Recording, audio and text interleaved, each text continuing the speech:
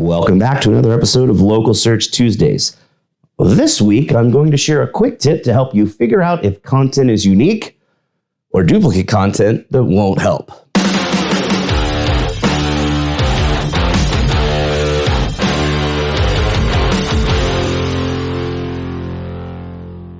Most marketers misinterpret the whole duplicate content thing. There's actually not a penalty for duplicate content.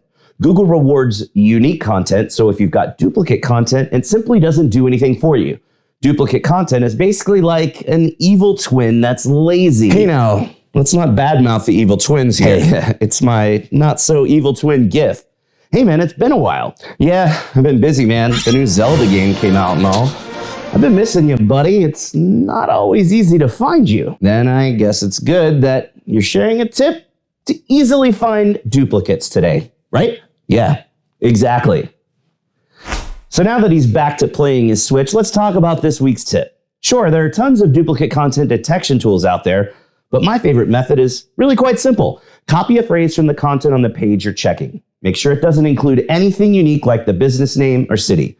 And then just go to Google and do a search for that phrase inside of double quotes. Searching with double quotes forces Google to only return exact matches for the phrase. You should only see the page you're analyzing as a result.